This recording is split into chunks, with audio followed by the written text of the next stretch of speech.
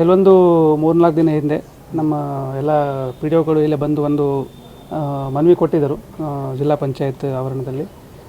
ಇದರಲ್ಲಿ ಒಬ್ಬರು ವ್ಯಕ್ತಿ ಮೇಲೆ ಒಂದು FIR ಇದರಲ್ಲಿ ಆಗಿದೆ, ಒಂದು ಅಟ್ರೋಸಿಟಿ ಕೇಸ್ನೂ ರಿಜಿಸ್ಟರ್ ಇದರಲ್ಲಿ ಆಗಿದೆ.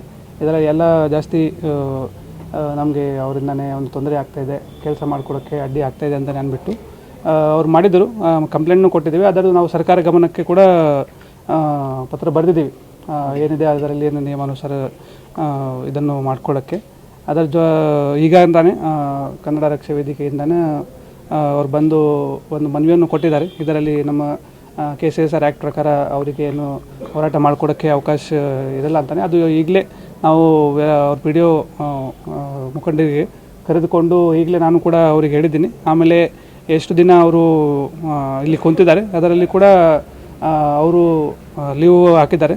ಅದರಲ್ಲಿ ಕೂಡ ನಾವು ಅವರಿಗೆ ಅದರ ಬೇಸಿಸ್ ಮೇಲೆ ಕೂಡ ನಾವು ಕ್ರಮ ಖಂಡಿತವಾಗಿ ಕೈಗೊಳ್ತೀವಿ. ಮತ್ತು ಇದು ಏನು ಇದರಲ್ಲಿ ಸ್ಟ್ರೈಕ್ ಮಾಡಿಕೊಡ್ತಾರೆ ಅದನ್ನು ಕೂಡ ಇಮಿಡಿಯೇಟ್ಲಿ ಮುಗಿಸಲಿಕ್ಕೆ ಈಗಾಗಲೇ ನಿರ್ದೇಶನ ಕೊಟ್ಟಿದ್ದೀವಿ. ಸೊ ಇವತ್ತು ಅದನ್ನು ಮುಗಿಸ್ತಾರೆ. ಅದು ವೈಯಕ್ತಿಕ, ಅದರಲ್ಲಿ ನಮಗೆ ಕೂಡ ಡೈರೆಕ್ಟಾಗಿ ಹೇಳಲಿಕ್ಕಾಗಲ್ಲ ಇದು ವೈಯಕ್ತಿಕ ಇದೆ ಅಥವಾ ಸಾರ್ವಜನಿಕ ಇದೆ ಅಂತಾನೆ.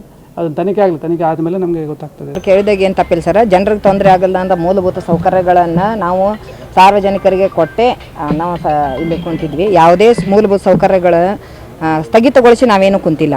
ಯಾಕೆ ಅಷ್ಟು ನಾವು ಎಲ್ಲರೂ ಒಂದು ಸಮಾಜದೊಳಗಿದ್ದಾಗ ಆ ಮೂಲಭೂತ ಸೌಕರ್ಯಗಳು ಅತಿ ಅವಶ್ಯ ಜನರಿಗೆ. ಅಲ್ಲ, ನಾವು ಹೋರಾಟಕ್ಕೆ ಕೊಟ್ಟಿದ್ದ ಉದ್ದೇಶ ಒಂದೇ ಸರ್, ಸದರಿ ವ್ಯಕ್ತಿಯಿಂದ ನಮ್ಗೆ ಅನ್ಯಾಯ ಆಗೈತಿ. ಅದ YD ಕುಣ್ಣಿಬಾವಿ ಅಂತ ನಿವೃತ್ತ ನೌಕರರಿ, ಜಿಲ್ಲಾ ಪಂಚಾಯತ್ ಉಪಕಾರ್ಯದರ್ಶಿ ಕೆಲಸ ಮಾಡಿದವರು. ಅವರು ಈಗಾಗಲೇ ನಮ್ಮ ಮ್ಯಾಗ ಇದನ್ನು ಹಲ್ಲೆ ಮಾಡಿದ್ದಕ್ಕೆ ಪ್ಲಸ್ ಜಾತಿ ನಿಂದನೆ ಮಾಡಿದ್ದಕ್ಕೆ ಈಗಾಗಲೇ ನಾವು ಉಪನಗರ ಪೊಲೀಸ್ ಸ್ಟೇಷನ್ನಲ್ಲಿ ಕಂಪ್ಲೇಂಟ್ ಕೊಟ್ಟಿದ್ದೈತಿ. FIR ಆದರೂ ಕೂಡ ಇನ್ನೂವರೆಗೂ ಬಂಧನ ಆಗಿಲ್ಲ ಸರ್. ಅದು ಕಂಪ್ಲೇಂಟ್ ಆಗಿದ್ದ ಮಾಹಿತಿ ನನಗಂತೂ ಗೊತ್ತಿಲ್ಲ. ನಾವಂತೂ ಆ ಕೆಲಸ ಮಾಡಲ್ಲ, ಸರ್ಕಾರಿ ನೌಕರರಾಗಿ ನಾವು ಮಾಡಲ್ಲ. ನಾನು ಒಂದೇ ಅವ್ರಿಗೆ ಪ್ರಶ್ನೆ ಏನು ಮಾಡಿದ್ದಂದ್ರೆ, ಅಕೌಂಟ್ಸ್ ಆಫೀಸರ್ಗೆ ಏರ್ದನಿಲ್ಲೇ ಮಾತಾಡ್ತಿದ್ರು. ಇಲ್ಲಿನೂ ಹಾಗೆ ಮಾಡ್ತಿದ್ರು, ಅಲ್ಲಿ ನಾವು ಭಾಳ ಸಲನೂ ನೋಡಿದ್ವಿ. ಕೇಳಿ ಸರ್, ಅವರ ಬಂಧನ ಸರ್, ಅವ್ರ ಬಂಧನ ಆಗ್ಬೇಕು ಸರ್. PDOಗಳು ಏಕಾಏಕಿ ಅನಧಿಕೃತವಾಗಿ ಒಂದು ಹೋರಾಟವನ್ನು ಹಮ್ಮಿಕೊಂಡರ. ಅನಿರ್ದಿಷ್ಟಾವಧಿ ಹೋರಾಟದಿಂದ ಜನಸಾಮಾನ್ಯರಿಗೆ ಎಷ್ಟು ತೊಂದರೆ ಆಗ್ತಾ ಇದೆ. ಹಳ್ಳಿಗಳಲ್ಲಿ ಒಂದು ಉತ್ತಾರ ತಗೋಬೇಕಾದ್ರೆ ಅಥವಾ ನೀರಿನ ವ್ಯವಸ್ಥೆ ಯಾವುದು ಸಿಬ್ಬಂದಿಗಳ ಕೆಲಸ ಮಾಡ್ತಾ ಇಲ್ಲ PDOಗಳು ಇರಲಿ ಅಂತ, ಇವರು ಯಾವುದೇ ಪೇಮೆಂಟ್ ಆಗಬೇಕಾದ್ರೂ ತಂಬು ಕೊಡೋದಂತಿರ್ತೈತಿ, ಯಾವುದೇ ಕೆಲಸಕ್ಕಾದ್ರೂ ತಂಬು ಕೊಡೋದಂತೈತಿ. ಎಲ್ಲವನ್ನು ಬಿಟ್ಟು ಇವರು ಬಂದು ಇಲ್ಲಿ 4-5 ದಿನಗಳಿಂದ ಇಲ್ಲಿ ಕುಂತು ಒಂದು ಹೋರಾಟ ಮಾಡಕತ್ತಾರ.